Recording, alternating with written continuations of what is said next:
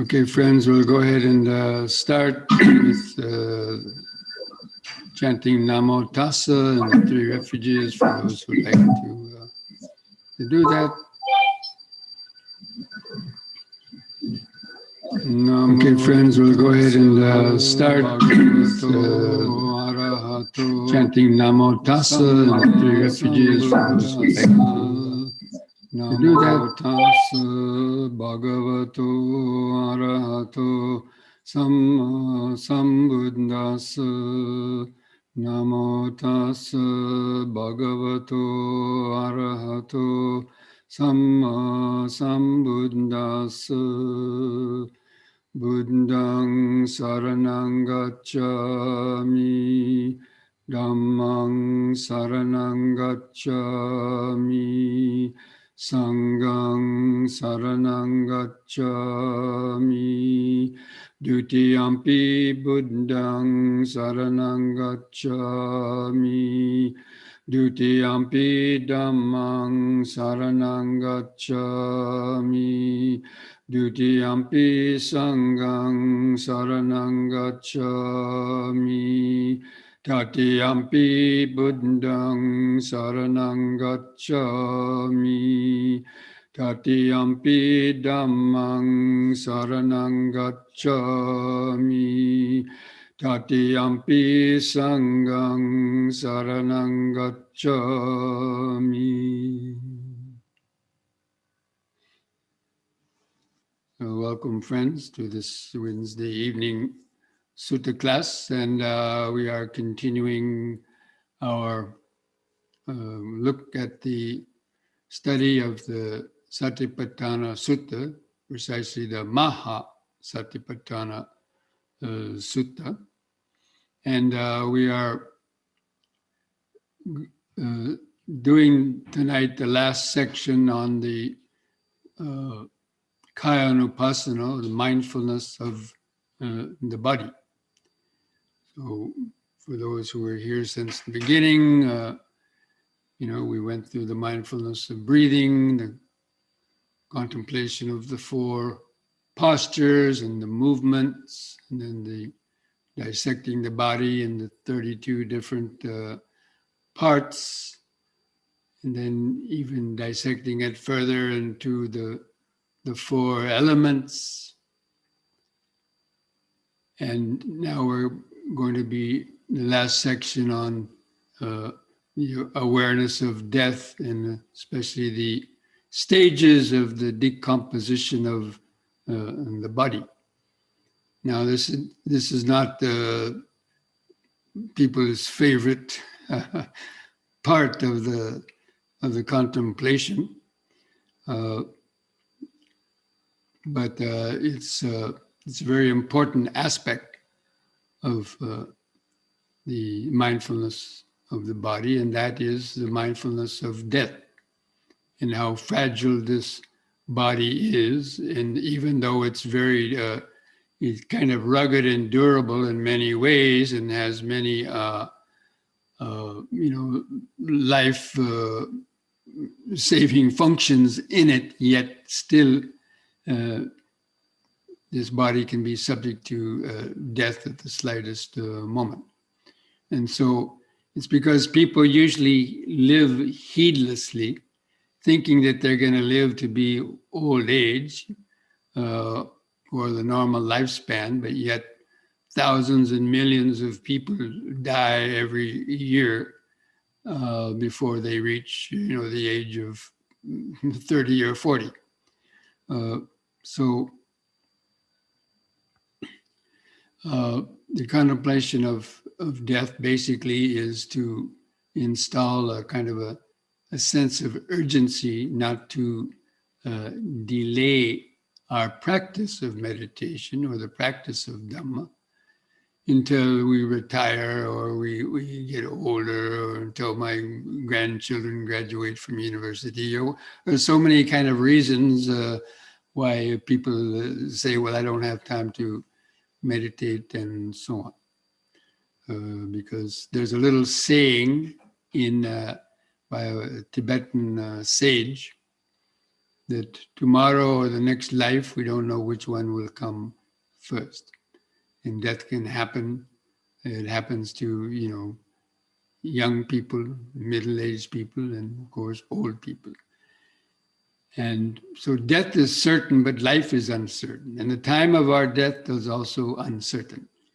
And it's due largely to the accumulated karma, whether a person is going to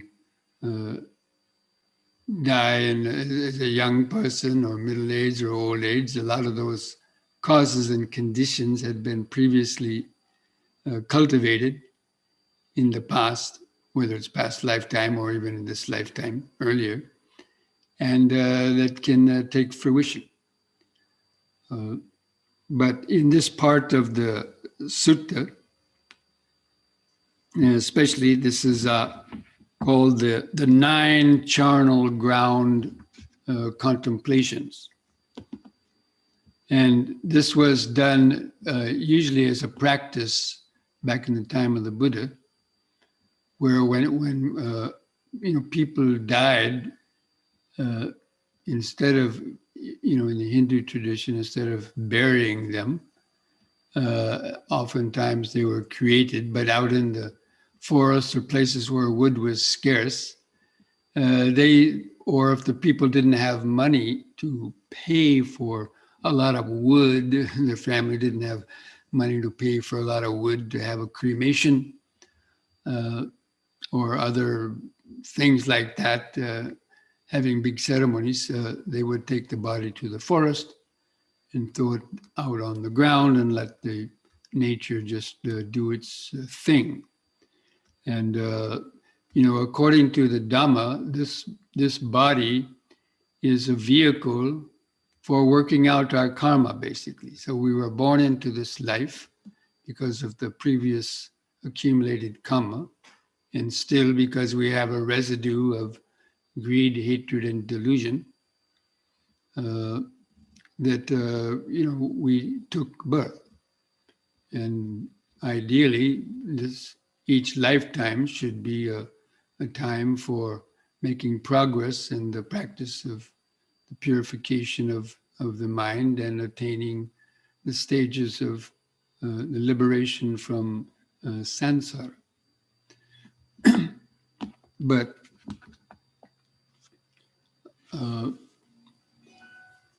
and usually death and the decomposition of the body is hidden from most people. And even when a person dies, what do? They put it in some nice clothes and have to fill it full of formaldehyde and make it look like the person had just died 1 hour before, and hide that aspect of the what is called the foul nature of the body. That just underneath the skin, this body, houses worms and other types of things, and harbors the diseases. People carry around COVID, diseases and other types of diseases and so on. Now, most people think that's a ghastly thing to think about, but unfortunately, it's the reality. So anyway, the cemetery contemplations is to lay bare the reality of this body once the life force is knocked out of this body in one way or another. If left on its own out in the nature, then very quickly it goes through these 9 stages of the decomposition of the body. And the Buddha would actually have monks go to these charnel grounds and sit there and observe these stages of composition. So whenever they heard somebody died and the family had thrown that body out onto into the charnel ground, monks would go there and sit, after 2 or 3 days, and contemplate these stages of decomposition. And so I'm going to read the traditional stages, this aspect of the contemplation of the body. So again, until now, the contemplation of the body hasn't involved too many ghastly type of things, just seeing it as well. Okay, there's skin, nails, teeth, flesh, and the heart, liver, lungs, and so on, or the four elements. But this meditation kind of requires, again, a degree of visualization. So the Buddha tells the monks, again, monk, as if he were to see a corpse thrown aside in a charnel ground, 1, 2, or 3 days dead, bloated, discolored, festering.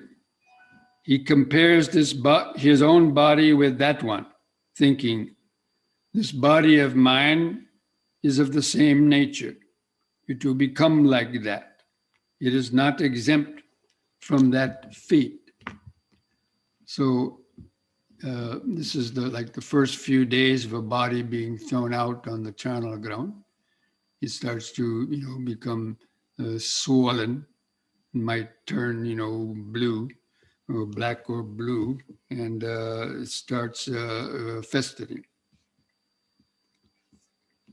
And that means the liquids are oozing out of the orifices, and other cracks may be developing in the skin, and body fluids, oozing out.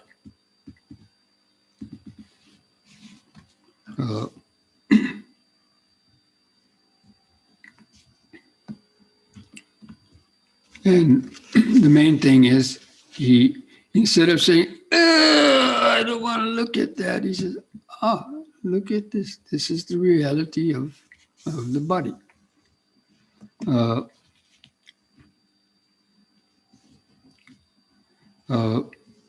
And if anybody has ever seen the body, then they will understand, that, it's not a pleasant sight. Or also the smell starts emitting odors. And it depends on, how hot it is and the conditions that the person is in as to, how fast that decomposition arises. And he understands that, even though his own body right now might, be in a hole and be all right, because of any number of conditions, this body could die. And then undergo this process. Of course, nowadays it's very difficult. You probably, most people will never see this kind of a decomposition process happening, except for maybe dead animals along the side of the road, or encountered, in the forest.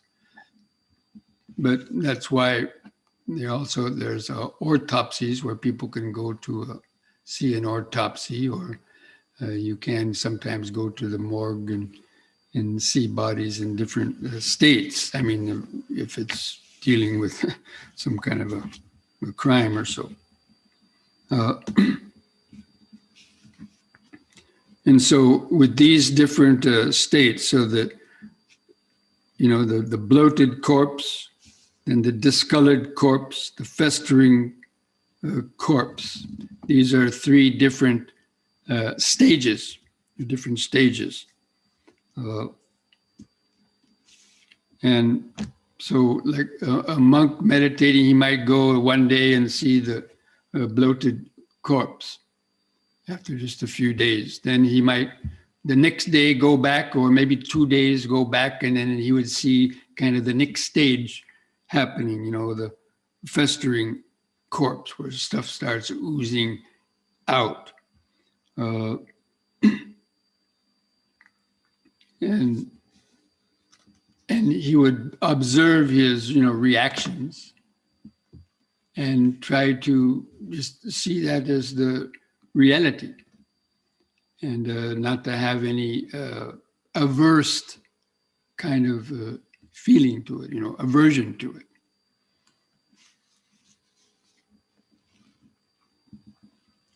And then it goes on after the initial sort of putrid side of seeing the corpse, until it's reduced down to a skeleton with the flesh and blood on it. And so by this time, all the skin and everything is eaten off, and most of the organs inside. And he sees that, this animal is this, another stage is seeing it devoured by, creatures. Actually,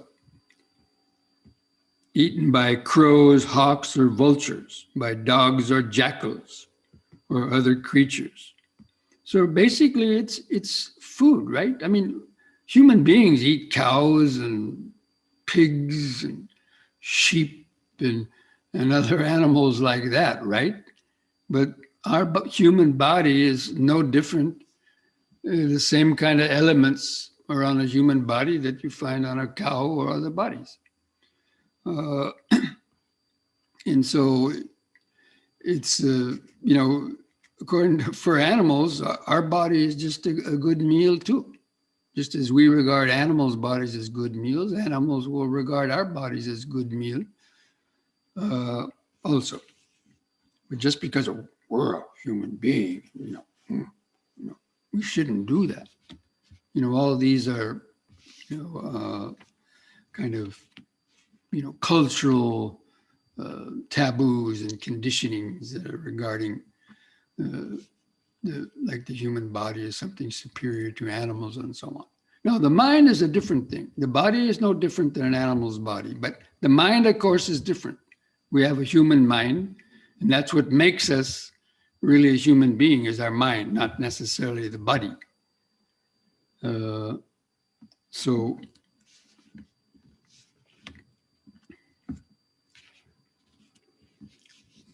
So then after the animals eat the flesh off, then it comes down to the skeleton smeared with, still with pieces of blood and flesh on it. But it is still connected by the sinews. So it might be still look like a whole skeleton there. Then finally, all the flesh gets eaten off, and the bones are just stained with blood.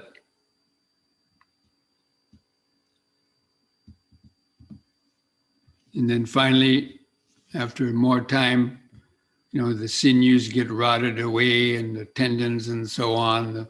The bones become scattered. Whereas animals start come by and tugging on it and eating at it, the bones start separating. And so you find a hand laying over there and a foot laying over here, and the different bones scattered about.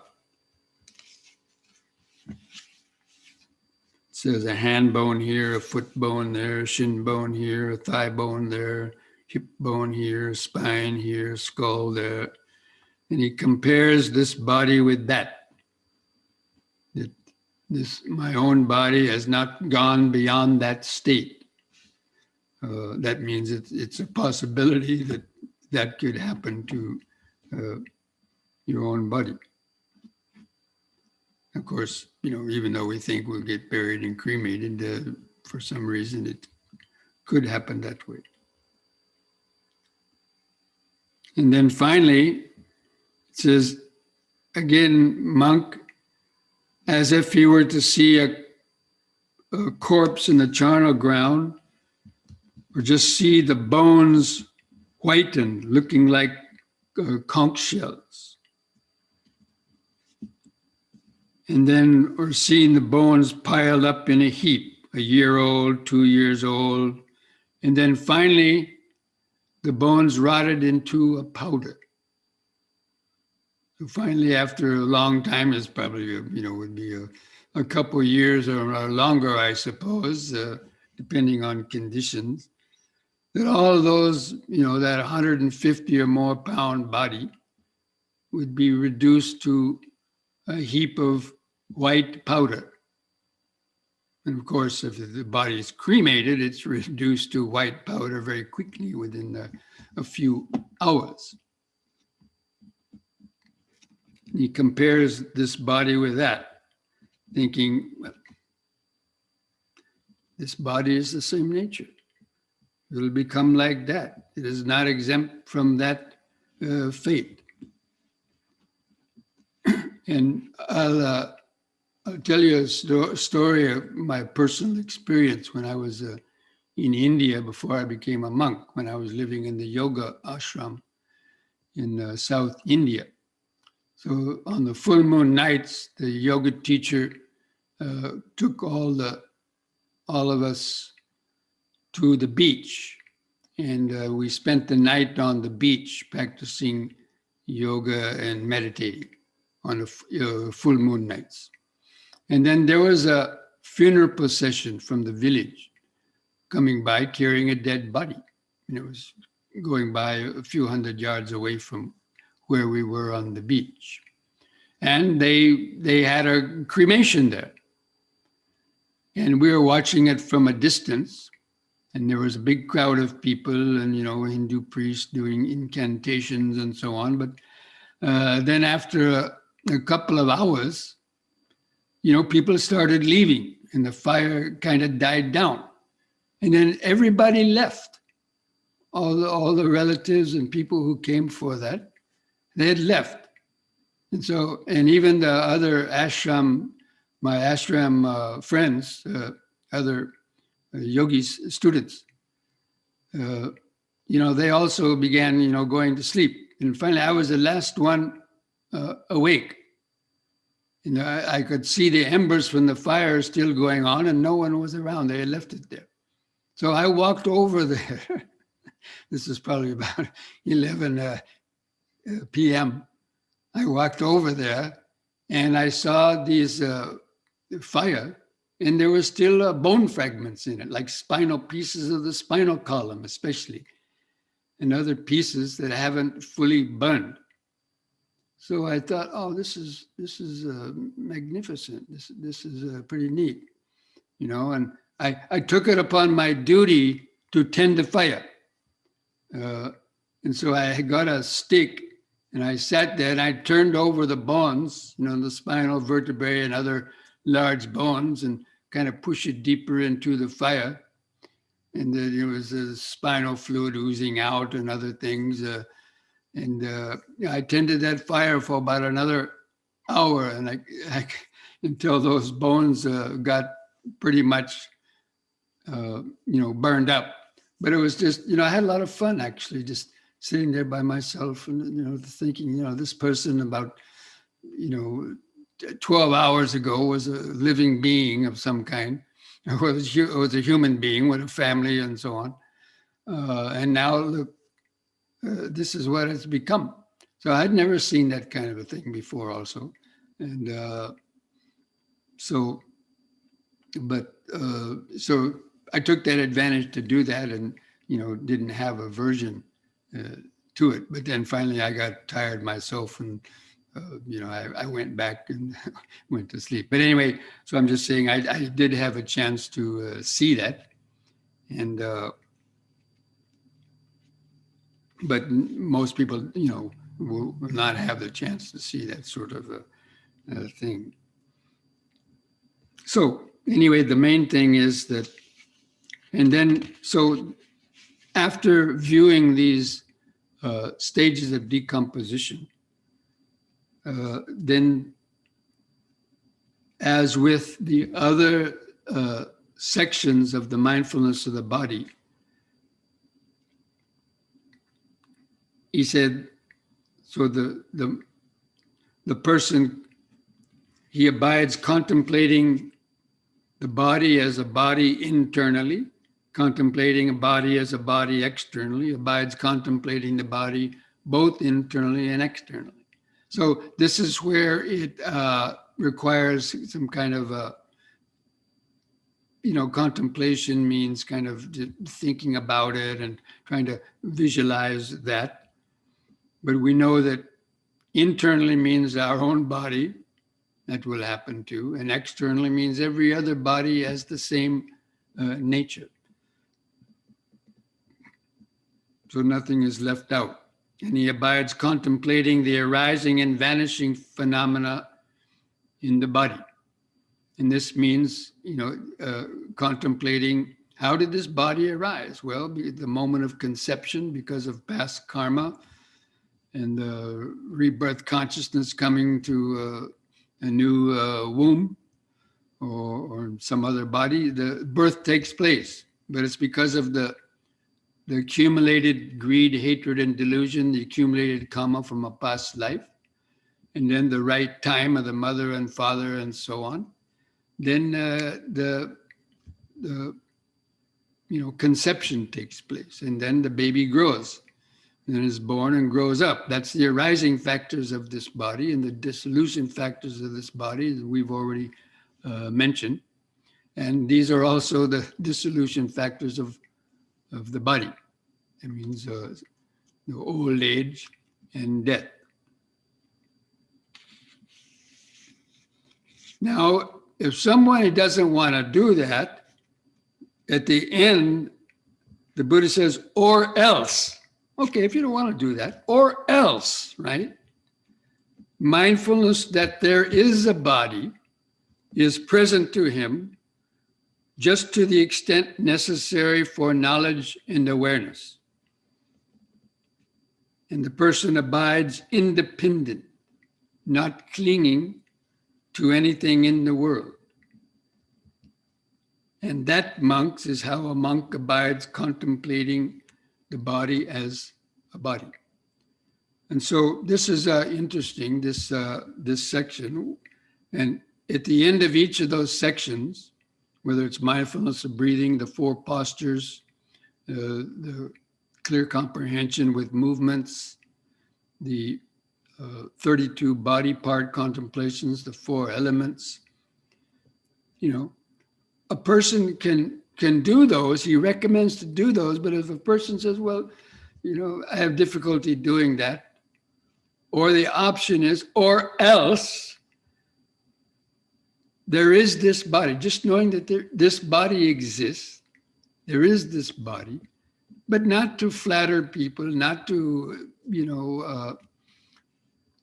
accumulate more, greed, hatred, and delusion. But there is this body, just to the extent knowledge, for knowledge and awareness.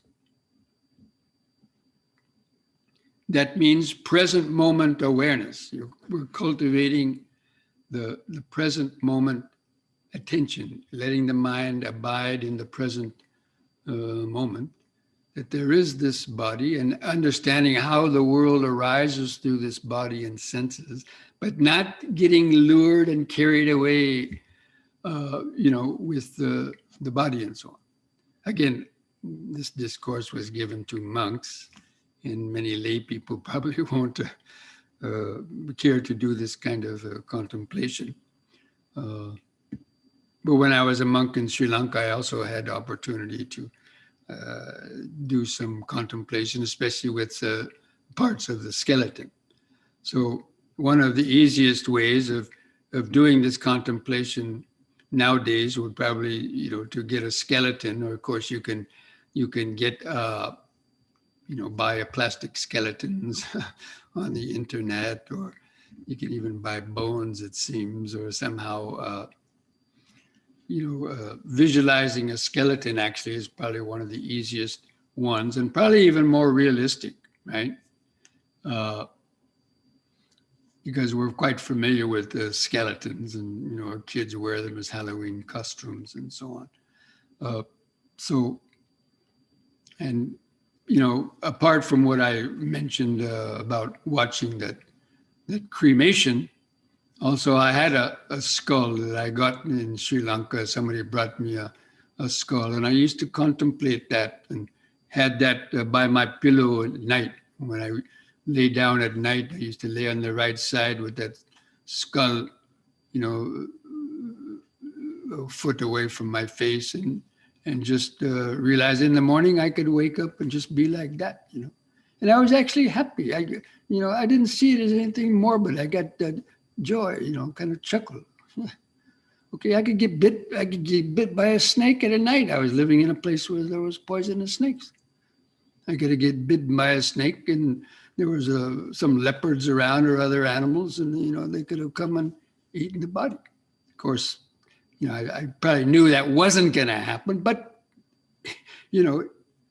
I was prepared for that, and that's why I went to live in those places actually. But anyway, so it just helps you not to have a fear or morbidity toward seeing these, understanding how the body is just, underneath the skin. It's not, any attractive thing.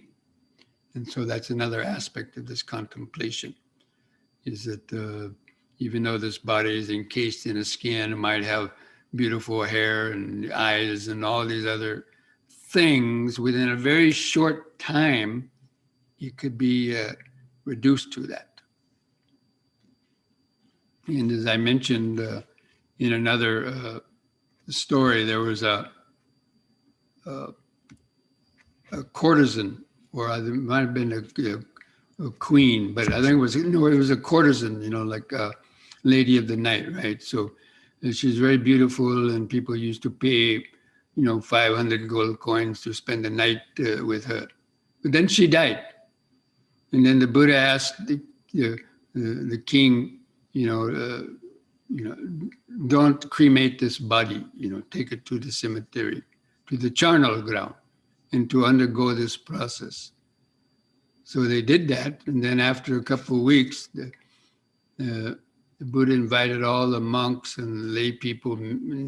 Messages were sent around the village. Hey, so and so died. Come take a look at Siddhi Ma, I think her name was. And then people came there and saw this, putrid, festering corpse. And then they said, who will spend the night with her now? How much do I get? And no one would take it, So, I mean, that's just a example of how easily deluded we are, or we get fascinated with just the external features. So, the purpose of doing this contemplation is to develop, detachment and infatuation and the lust for wanting to, go to sleep with some person's body. Would you want to get in bed with a skeleton? Probably not. So anyway, that is, it helps to foster that detachment to the body, and just seeing this body as a utilitarian organism, a vehicle for practicing our Dharma. That's the main point, the whole point in the Buddha's teaching, was to use this body to make progress in the Dhamma and not use it to create more and more negative kind of karmas and so on. So that's the contemplation of the body. So, the Buddha took us on a whole tour. It was like the whole mindfulness, all those sections of the contemplation of the body is a whole tour, right? First, your mind is wandering out in the past and future and so on. And then with anapanasati, you bring the mind to the body. And then you bring it to the four postures. Oh, yes, I'm sitting, standing, walking, laying down, breathing in, breathing out, kind of the external body. And then you start going under the skin, or you dissect the body into 32 the different parts. So now it's no longer a body as such, it's a different body parts. And then those body parts, are dissected further until it's just cells, molecules, and atoms, or these the four elements. And then these four elements, when the body dies, they go back to their nature. The earth goes back to the earth, the water goes back to the water, the air goes back to the air, the fire element dissipates, and there's nothing left.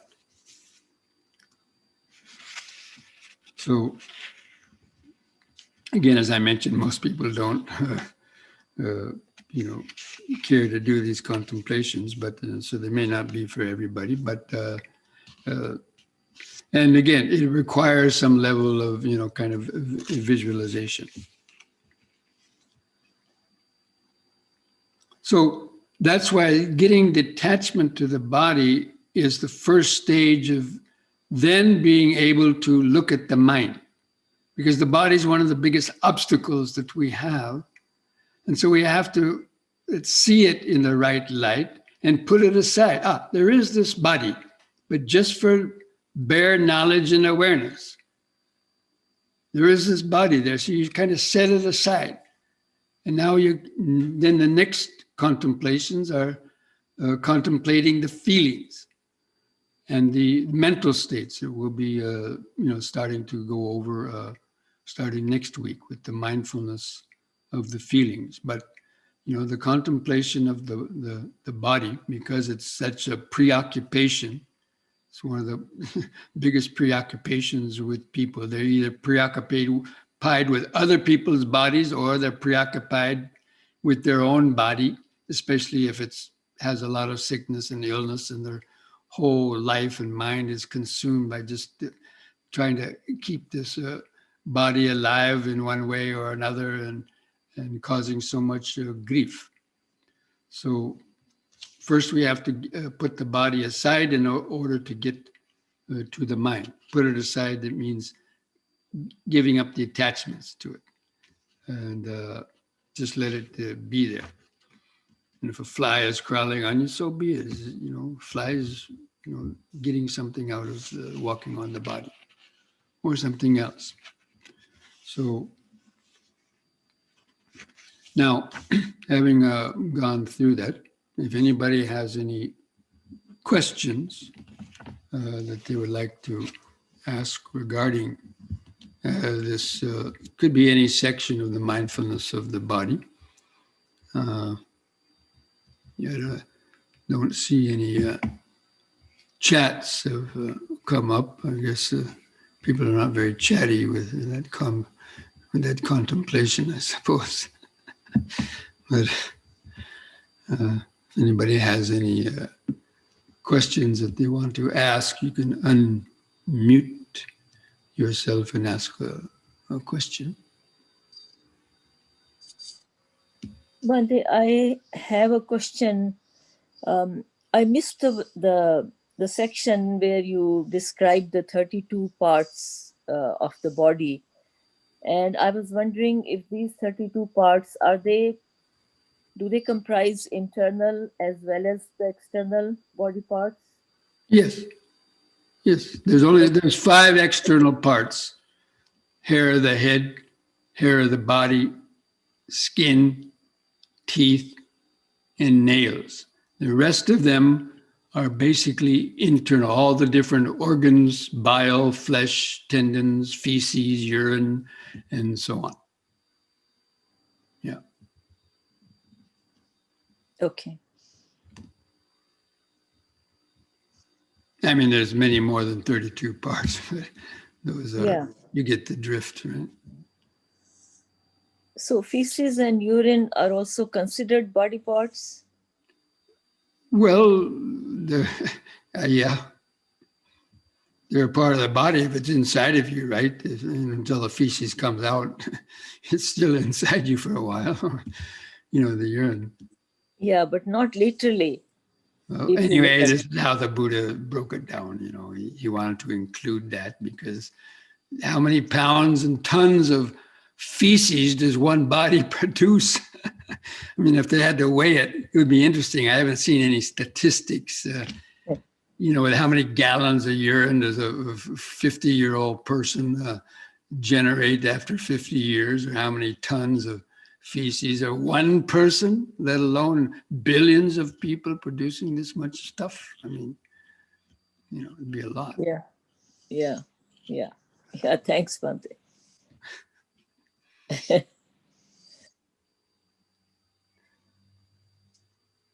Any other questions?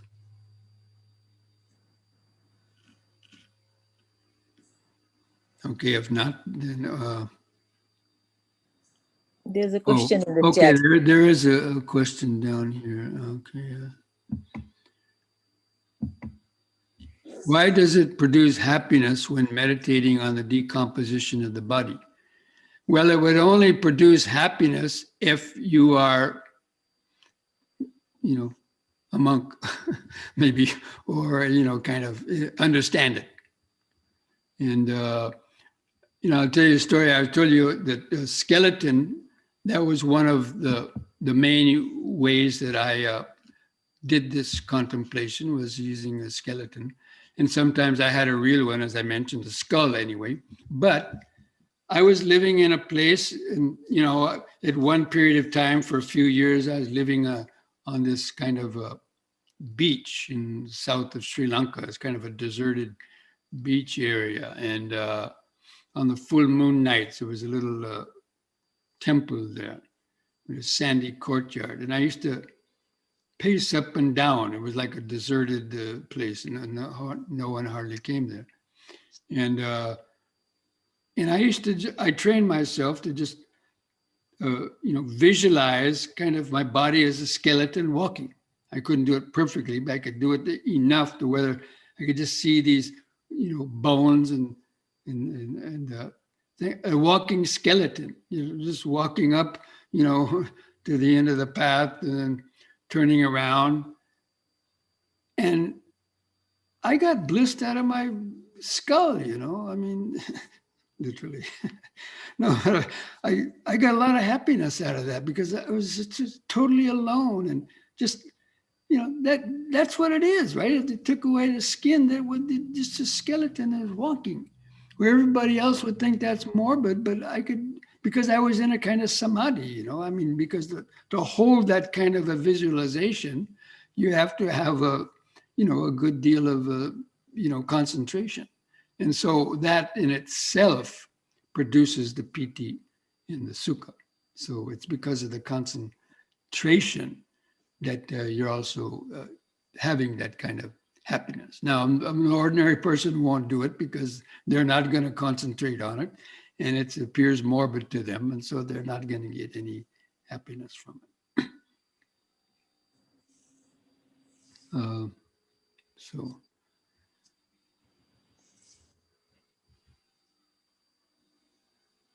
there is a feeling of liberation and release when contemplating the gruesome aspects of the body.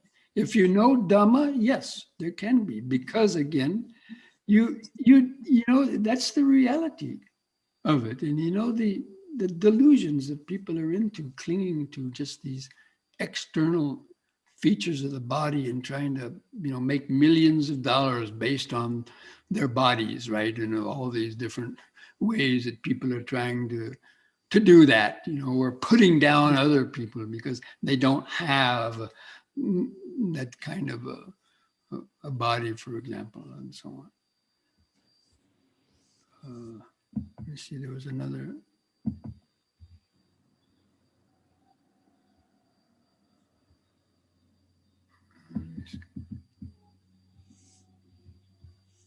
Oh, somebody here put up some interesting statistics here. It says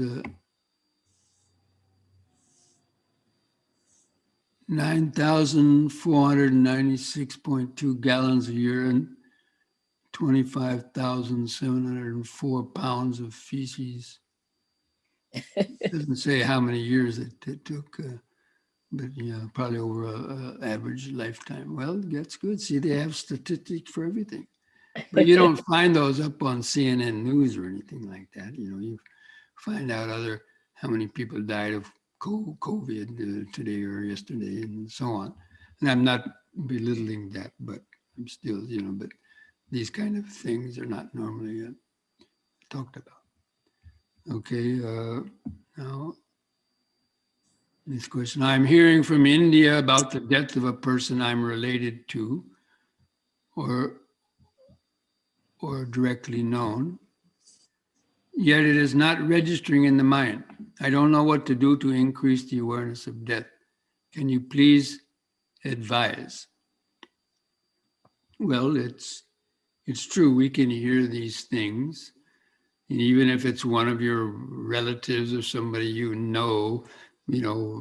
like over in India or far removed physically from you, might be sad a bit and say, well, it's too bad, and maybe have some sadness and so on, but still it may not register to ourselves. And that's why going to the forest, that's why the Buddha advised monks, and that's why even I went in Sri Lanka when I was a young monk, to a wild forest where death was the possibility of getting bit by a poisonous snake or some other ways was a reality. It happens fairly often. So, and put yourself in those dangerous spheres. When you have the possibility of fear of death, that's why people avoid those kind of places. Of course, we shouldn't, we don't want to die, but the fact is to overcome the fear of death. So I would say it's like the story of the thoroughbred horse. Only when something happens directly to you or in your neighborhood, like if all of a sudden some murders or, escaped convict is loose in your city, then you start worrying. Or if they found a guy or somebody on your street, some doing stuff, then you start worrying, oh, it's getting closer to me, right? Or it happens to somebody in your own household, like one of your own family members came home with COVID, oh, God, better wear a mask, I guess. So, but anyway, that's why, can I please advise, well, you can only advise so much, and there's some people who may not be able to do those contemplations, and but it's just, or even when it happens to you, when you get that notice from the doctor, you have 6 months to live, then it might be more real. But the main thing is about using that as a goad to practice more, so that if you do get, die, that you won't have regrets that you didn't practice enough, or you still die with unfinished business in the mind, still not having forgiven somebody who wronged you, or having guilt for a lot of bad things that you might have done also. So if you die with these kind of thoughts in your mind, then the rebirth could be unpleasant because of these strong kind of memories. So that's the whole import behind this, is to create the sense of urgency. Now, some people may be able to do it and others may be able to not to do it. That's why the Buddha said, or else, at least say, okay, there is this body, but just for the sake of developing knowledge and awareness. So, you don't necessarily have to contemplate those things, but just know that there is this body, and it's got the senses, and the world flows through this body, And the reality is present moment awareness. That's the only real truth, or the only true stability is the deathless state that's the natural vibration of, consciousness or awareness. And that's the thing that doesn't die, that doesn't get old and doesn't die, is present moment awareness. Okay, friends, I think maybe we will...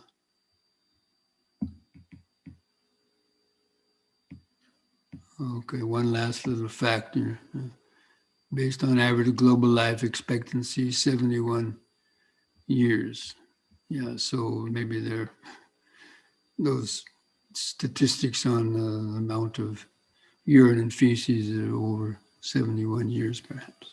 Okay, friends, so let's take a few minutes break, come back for some yoga stretches and then our meditation, okay?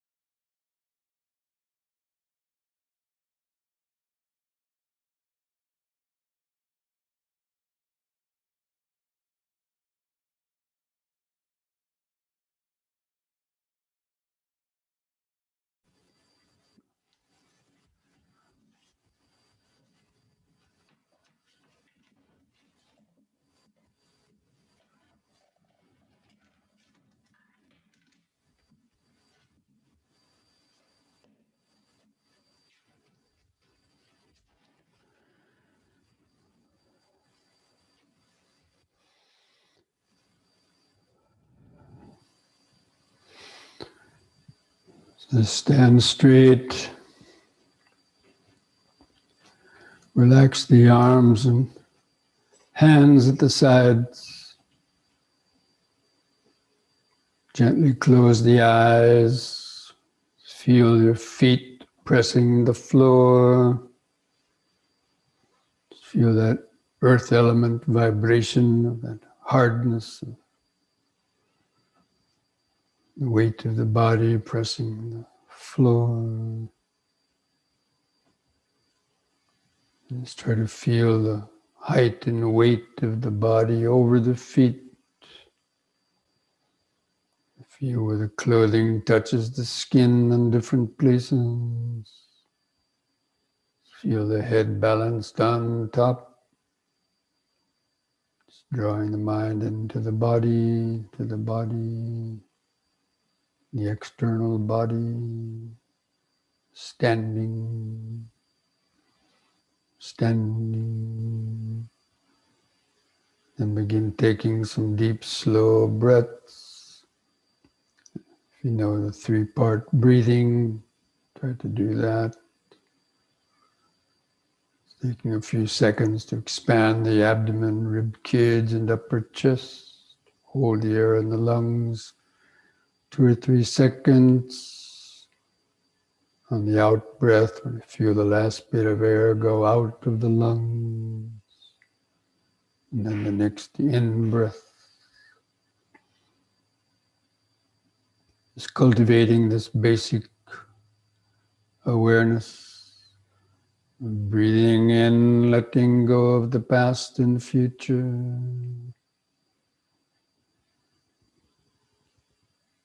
Breathing out, standing here and now.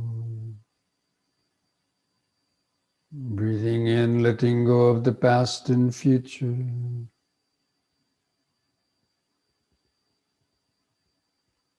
Breathing out, standing here and now. Okay, on the next in-breath, raise the arms over the head, interlock the fingers, turn the palms up, straighten the arms, stretch the head back, arch back a little bit. Feel the sensation. The out breath, turn the hands down, touch the top of the head. Again, in breath, palms up, straighten the arms, head back.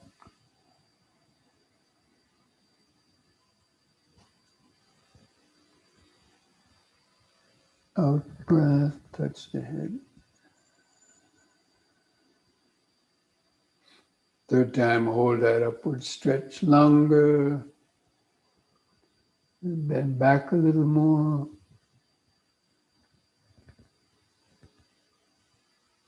Feel the sensation.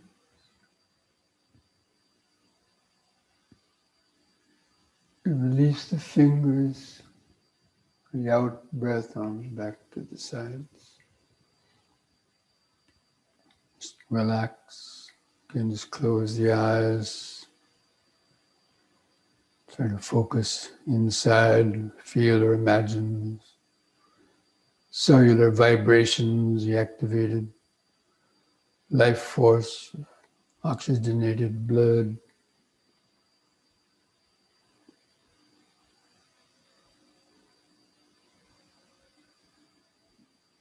Just remember standing. Just letting go of the thoughts. Just let the thoughts come and go in the back of the mind. Just keep standing, sensation, body in the front, the awareness.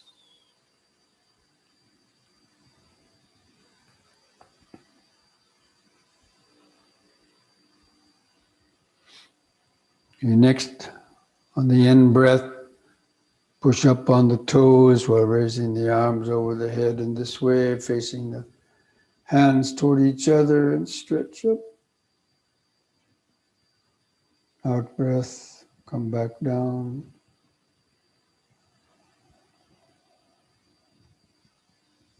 Use the in-breath to help lift up the body. In.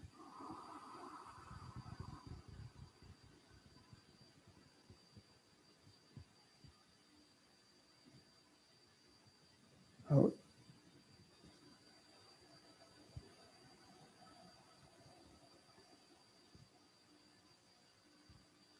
In.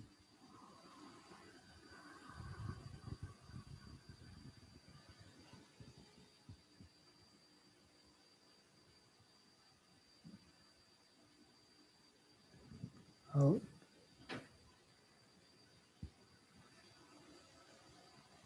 Relax. Keep feeling the increased sensations, especially in the fingers, hands, just any other sensation. Clothing touching the skin. Those are all anchors to the present moment.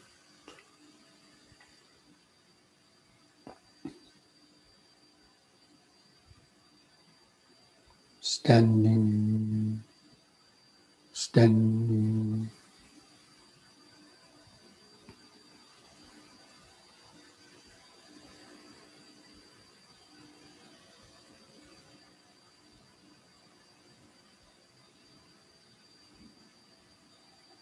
Next, we'll do the side bending using both arms. The in-breath, raise both arms up. Keep the fingers in the arms straight, close to the head. Out breath, bend over the right side. Keep the arms parallel to each other like railroad tracks. In breath, up. And the left side, out breath.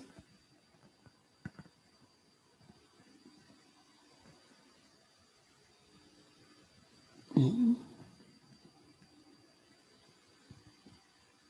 out.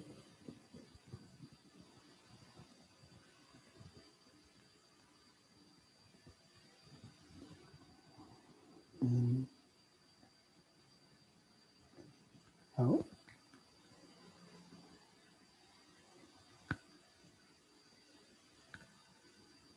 In, out.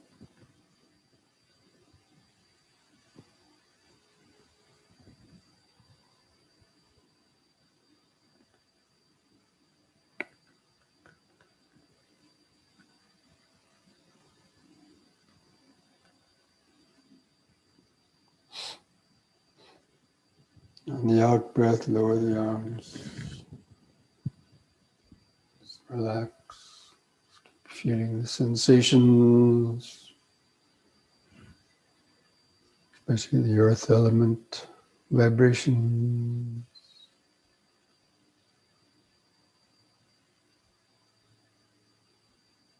Clothing's touching the skin. Body pressures, itches.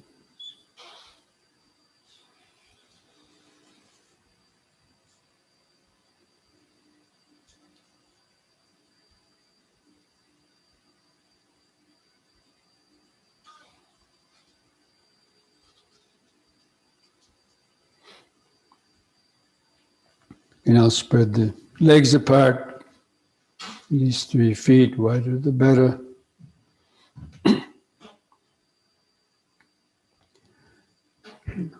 Hold the hands together at the chest. In breath, hands over the head.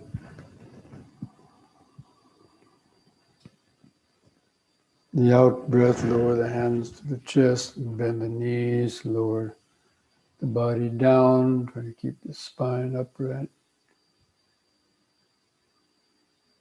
In breath, all the way up.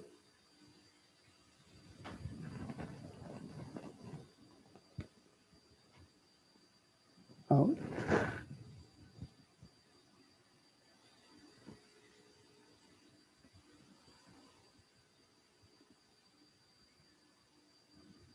In.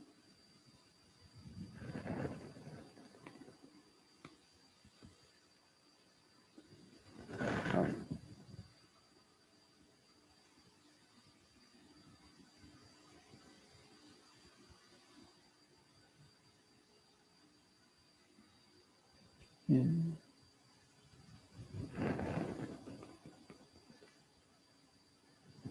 Out breath.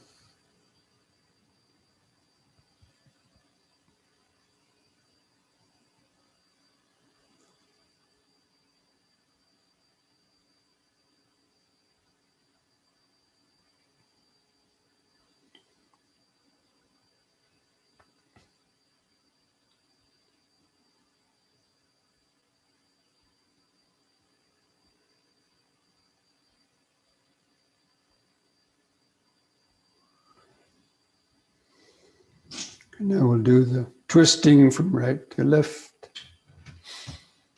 alternating sides. Breathe in. On the out breath, look to the right, twist around to the right, keeping the eyes focused on the hand going back.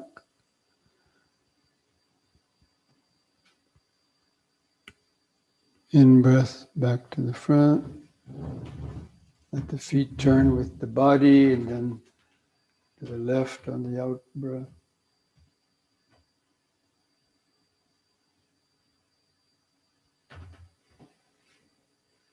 In breath, front. Let's keep alternating sides, out breath.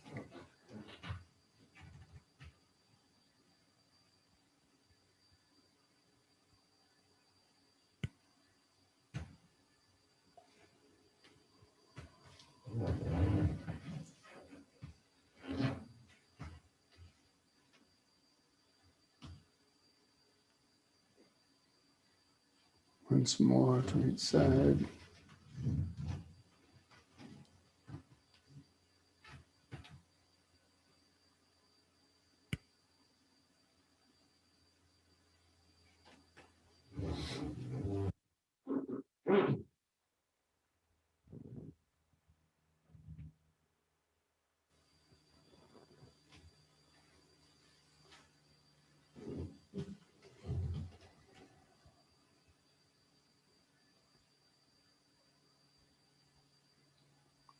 Feel each foot pressing the floor.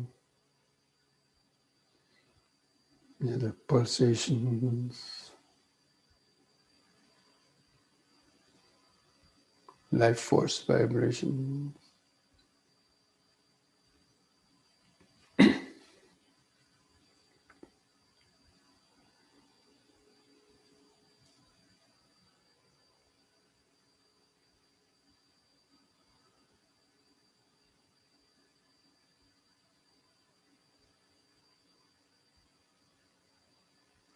Now bring the legs and feet back together. Standing straight, do the head turning from right to left. In breath, head to the right. Look over the right shoulder. Turn your eyes further to the right. Try to see something behind. On the out breath, turning the head 180 degrees back to the left. Concentrate into the neck vertebrae. Feeling or imagining them loosening up. In breath, back to the right.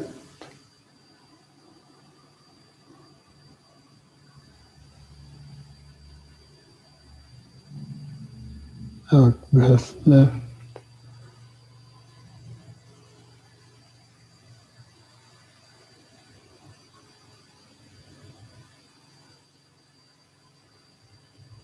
In breath, right.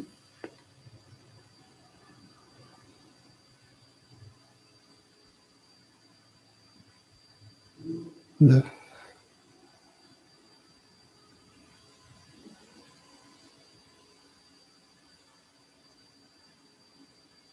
On the in breath, let the head stop in the center. Keep feeling the body, standing, here and now. All the life force sensations, vibrations, four elemental vibrations.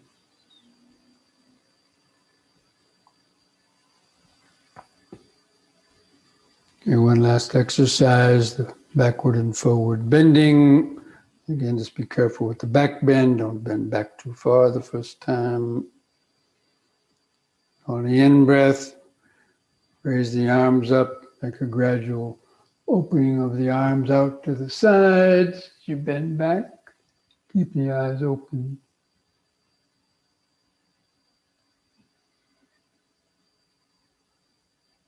In-breath, carefully lift up. Keep the arms out at the side, and the out-breath, lower the arms and hands down towards the floor. Try to keep the legs straight. Let the bones in the lower spine stretch out.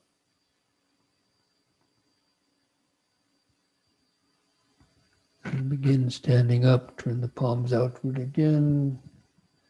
With the gradual opening of the arms.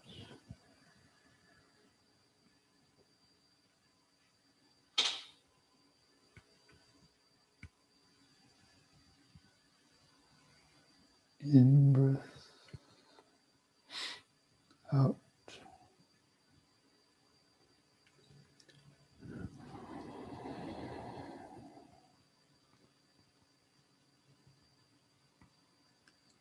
In.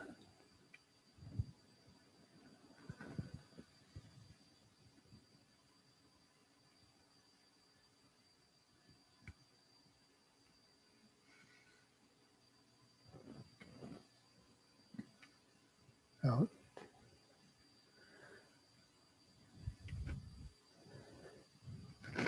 And hold a downward stretch longer.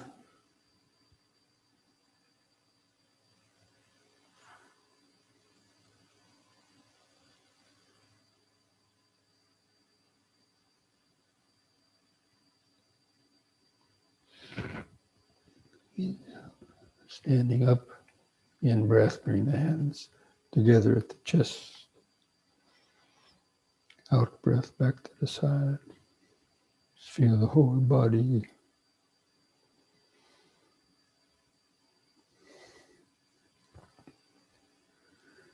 Start to feel or imagine the whole body has just been washed and bathed with oxygenated blood, healing life force.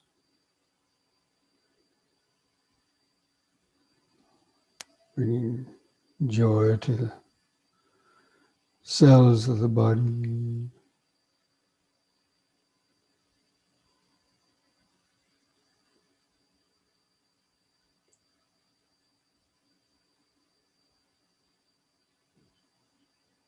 Try to feel as though the body was standing on a vibrating machine. A subtle internal vibration.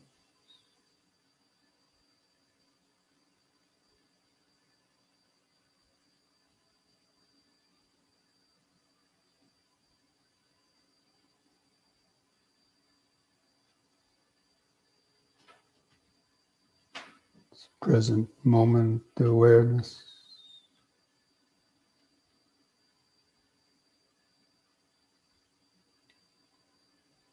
Here and now.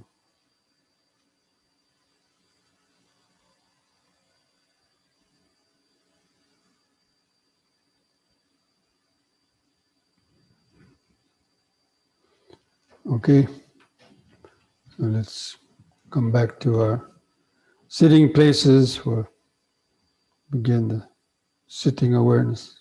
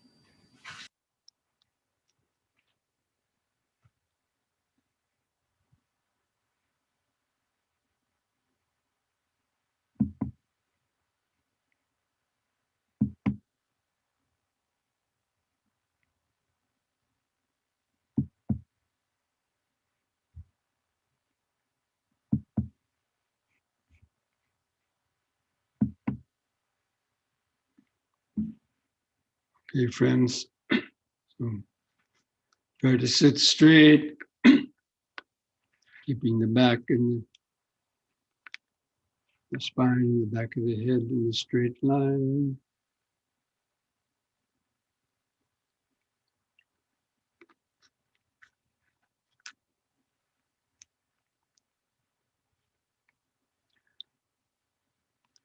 Try to establish the natural inward curve of the lower spine.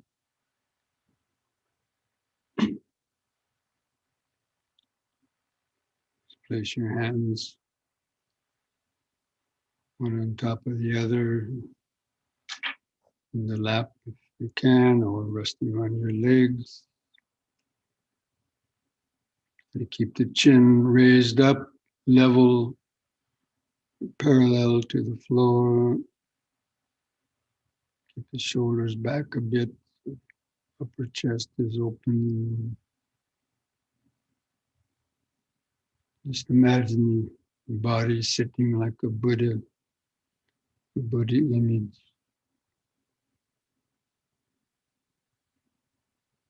Gently close the eyes.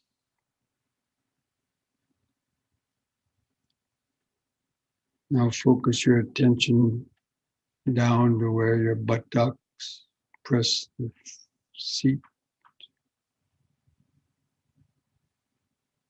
Just feel that spot where both buttocks press the seat. Feel that hardness, solid feeling, which is the earth vibration. And just remind yourself now this body is sitting.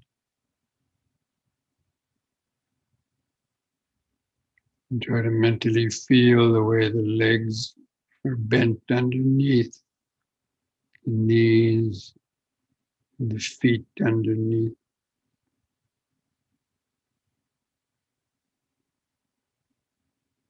Just feel all those different sensations, contact of the body to the seat or floor.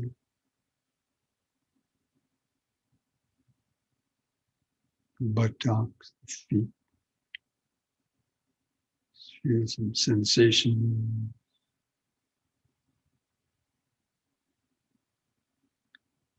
Just sitting.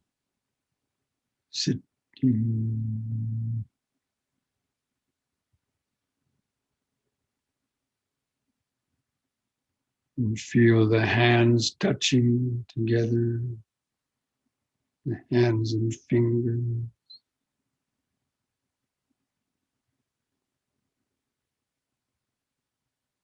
And feel the outline of the thumbs of the fingers, the subtle vibrations, pulsation.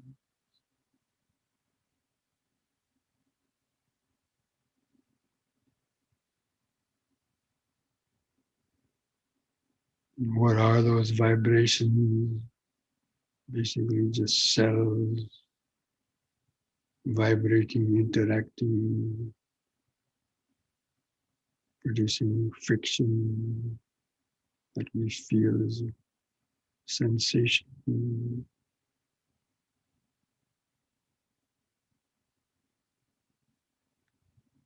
And feel the weight of the arms hanging from the shoulders. Feel where the clothing touches the skin of the shoulders or arm or chest.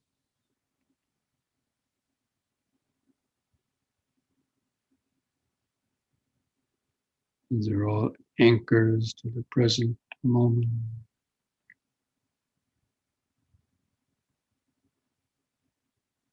This body here and now.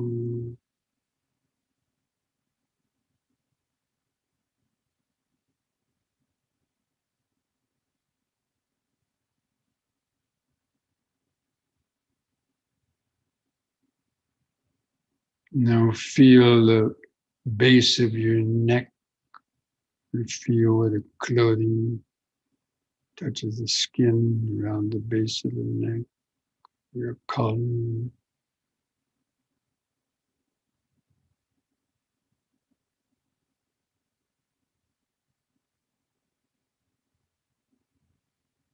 Feel inside the throat any sensation.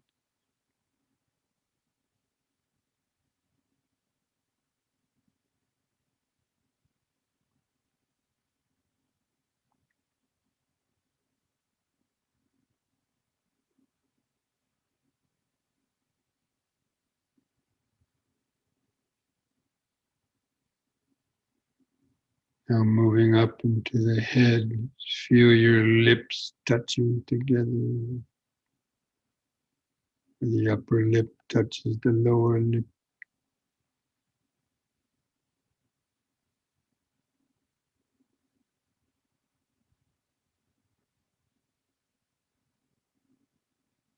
You feel the tongue in the mouth.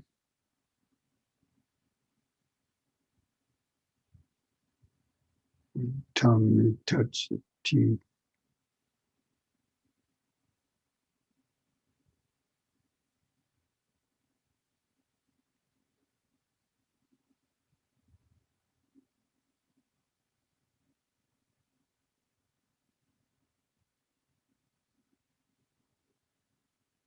Now feel the eyes and the sockets and the eyelids stretched over the eyeballs.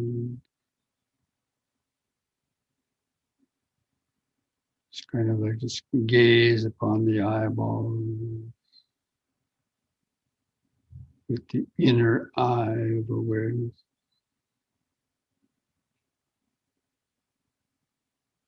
There's two kind of eyes, the fleshy eye that sees outside, and the eye of awareness. It can feel things inside the body, sensation.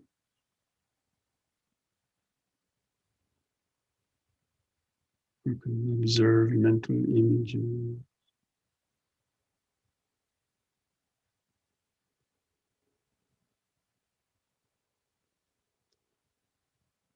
Try to feel the subtle eye movement. Relax the eye. You might see some color or light and mental images.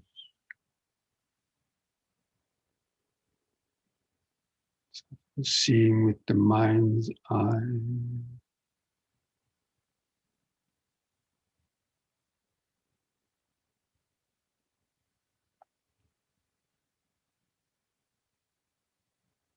Kind of just imagine that you had a video camera turned on behind your eye.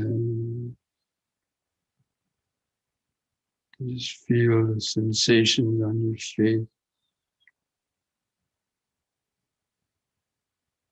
Feel the sensations of the skin stretched over the face, the forehead, the nose, the cheek,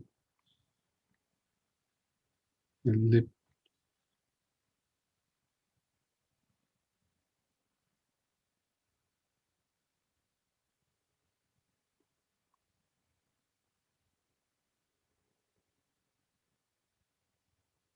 And just scan that video camera back down the body to feel the shoulders, the arm, the clothing is touching the skin.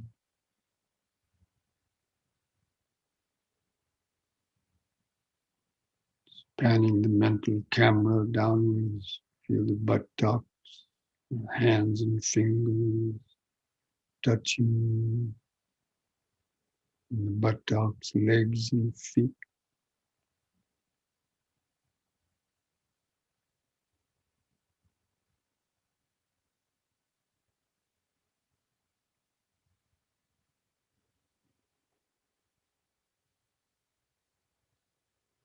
Going all the way down to the tips of the toes to feel the sensation.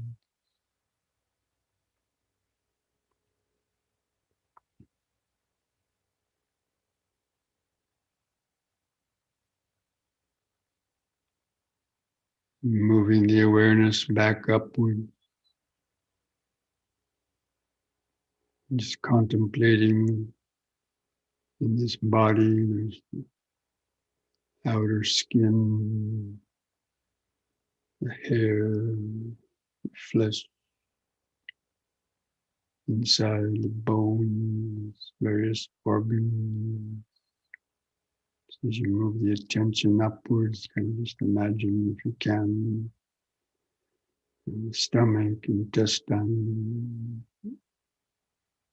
kidneys, heart, lungs,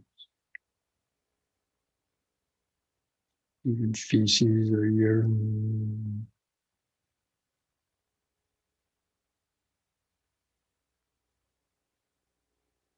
And coming back up into the head, your fingernails, teeth.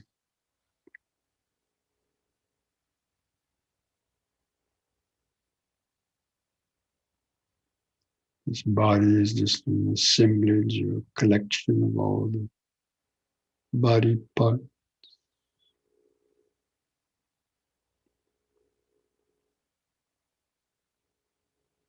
And even all these body parts are just comprised of cells, molecules, atoms.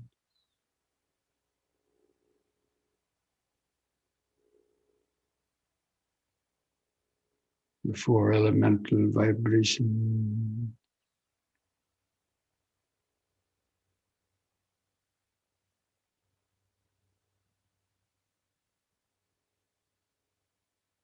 Just try to establish awareness of the outline of the body.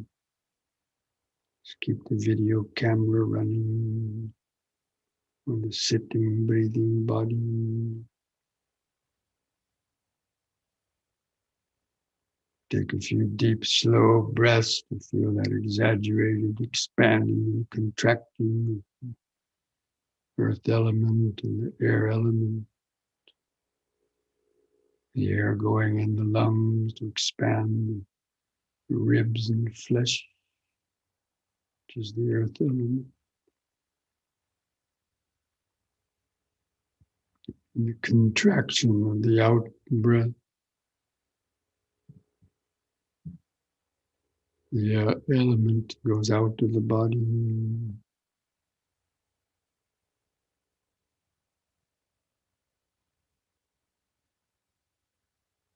Just contemplating, breathing in, letting go of the past and future.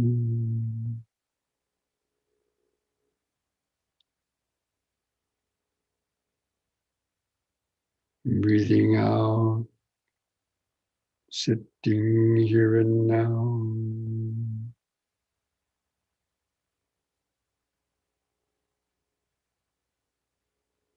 Breathing in, feeling the whole body.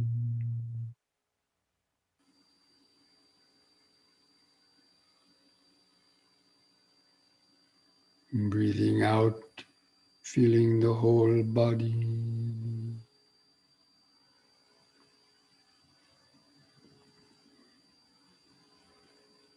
Just keep up a while longer if you can, the deep, slow breathing.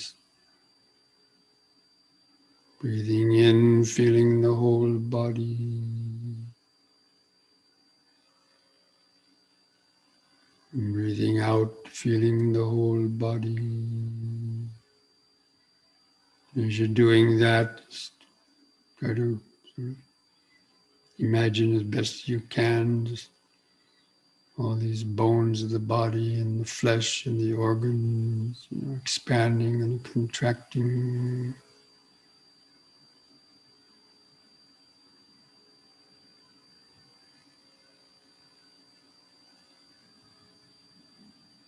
This living, breathing body, the air element keeping this body alive, moment by moment.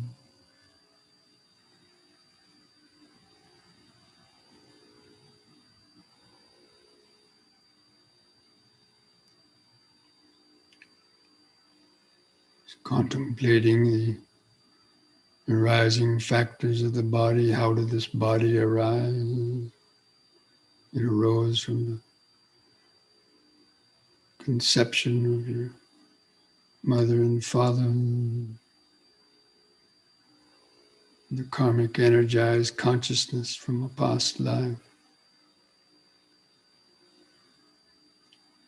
taking birth again. And this body lives off the food, eat, accumulating more karma through this lifetime, depending on the strength of your ignorance or wisdom, accumulating unwholesome or wholesome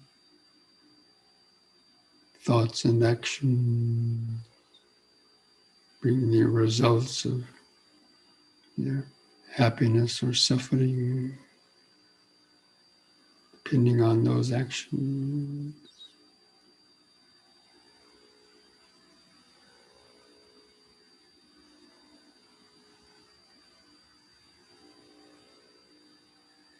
I just reflect a minute on all the various things that you've done, unwholesome things or wholesome things, which has led to the sum total of your body and mind at this moment.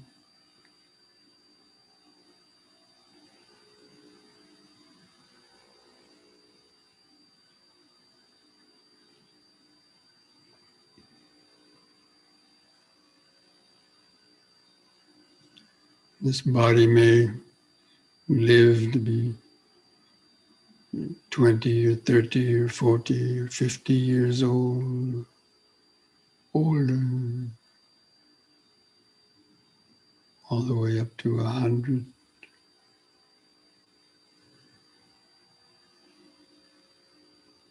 That also depends on the accumulated karma from the past as well as the karma you accumulate now.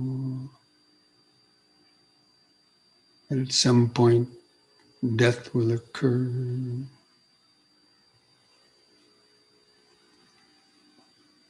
Whether you reach the end of this lifespan or because of some heavy, unfortunate karma from the past, life gets cut off suddenly.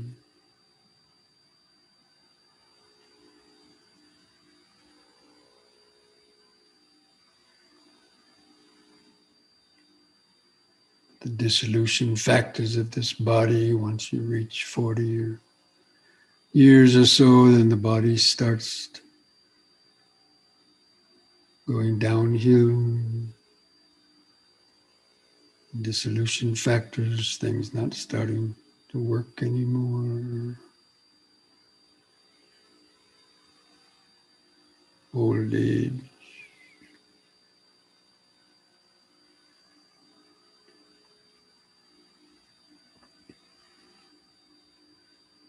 And death could happen at any moment. Some outer or inner misfortune.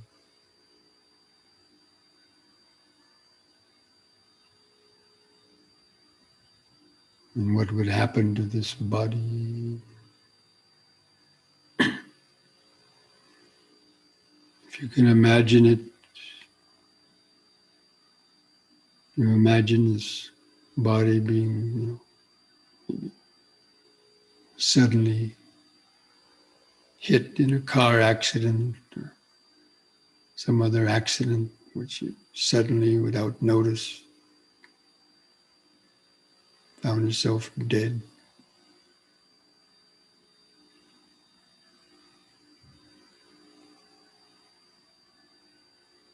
Maybe on the side of the road, being hit by a truck, knocked out of your car, senseless, laying on the side of the road, body tore up. The mind separates from the body.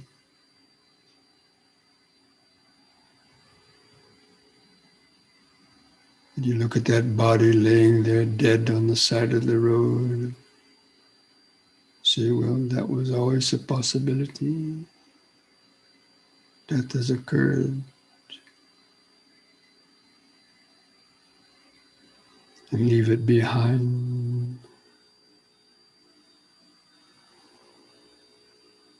Or could you stay and watch it as it lays there for a few days, getting bloated, turning black or blue?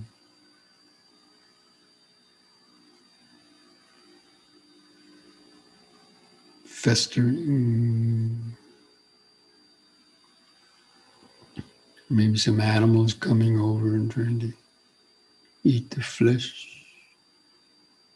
Could you say, yes, it's good food?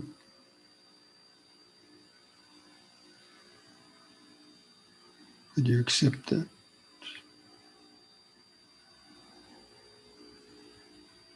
This body has not gone beyond that state.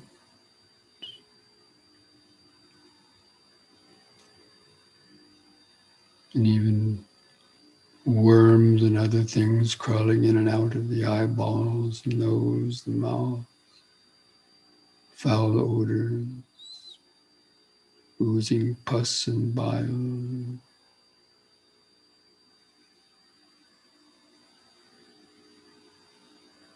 Did you just watch that with equanimity? Yes, that could happen. That's the reality.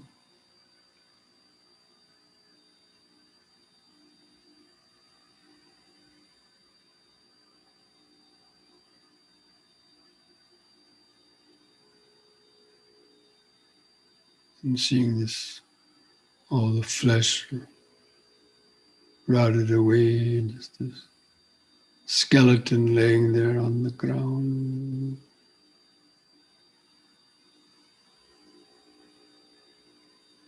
Bleached white bone.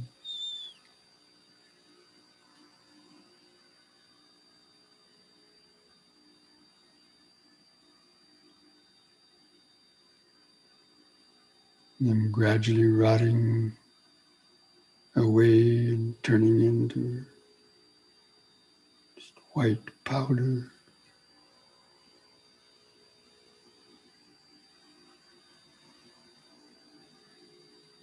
Then a big strong wind comes by and blows that white powder into nothing. There's nothing left.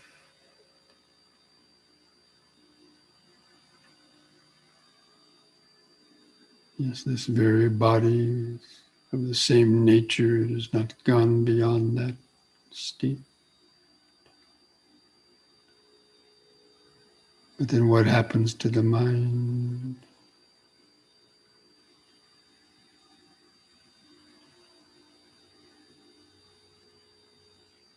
Does the mind want to go back into another body and go through the whole process again and again?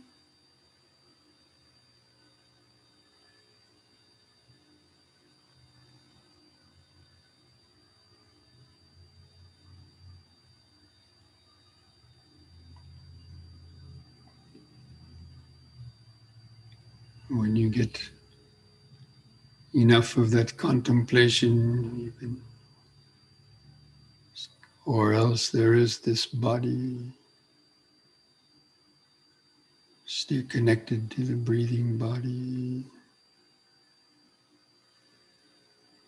Yes, all these aspects, realities of the body are there.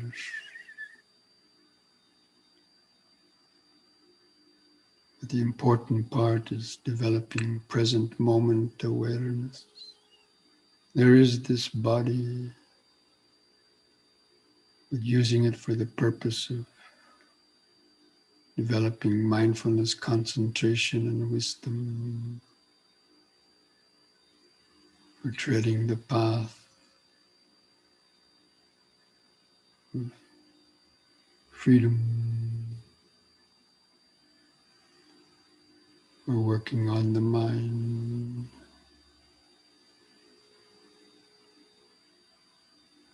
Just letting go of all these worldly attachments that keep bringing worry, frustration, anxiety, fear.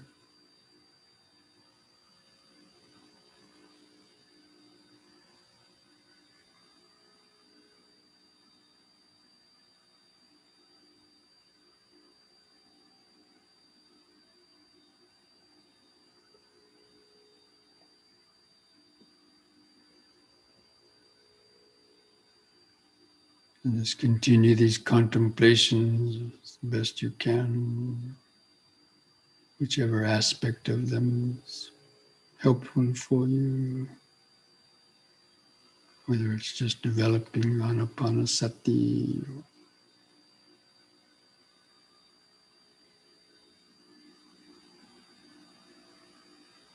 four elements,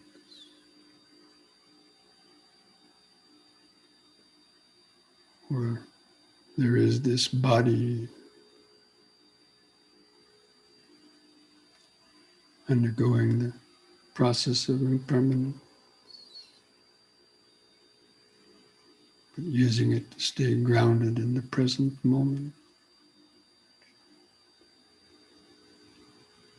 letting go of the five aggregates.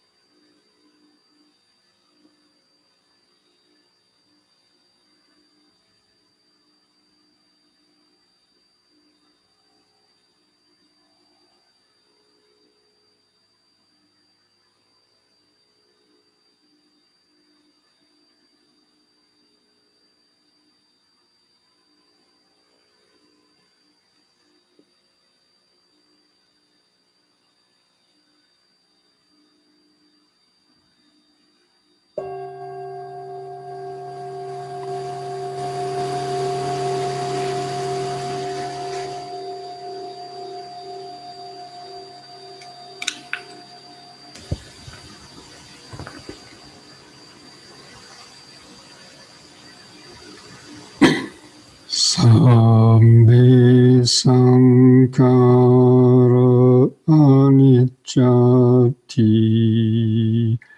Yada Panyaya Pasati Atane Bindati Duki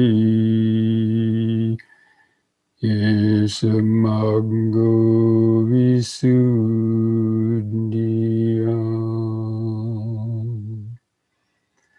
Dukkha Pata Chani Dukkha Bhaya Pata Chani Bhaya Soka Pata Chani Soka Hontu Sabbi Pipanino.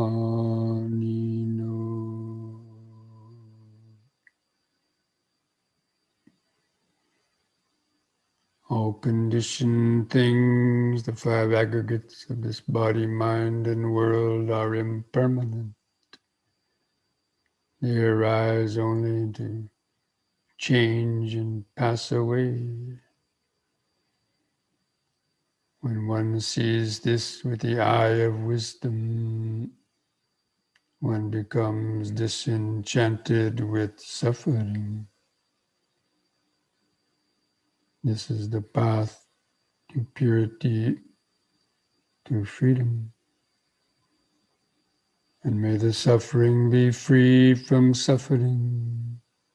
May the fear struck be free from fear.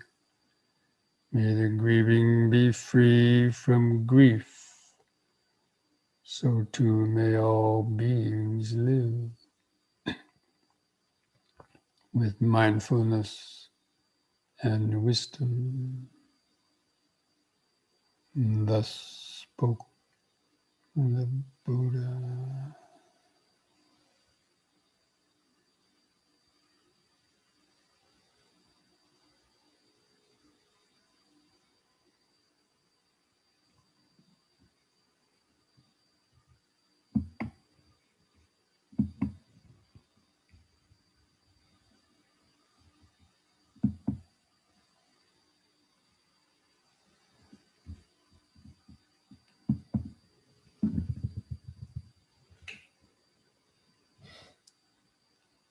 And now take a deep, slow breath. I invite you to chant the word sadhu 3 times with a long out breath. Finish the meditation. Breathe in.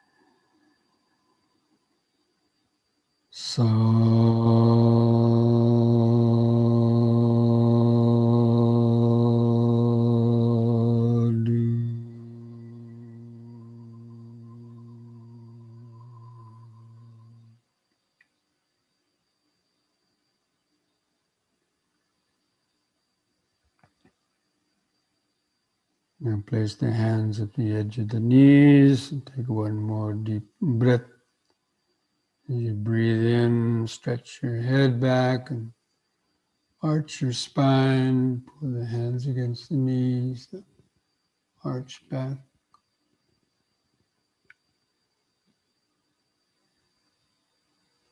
And lift the head up, and on an out breath, press the chin to the top of the chest to stretch the neck vertebrae.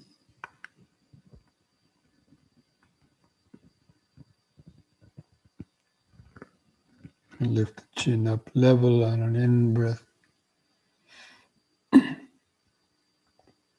And relax on the out breath. Put a smile on your face.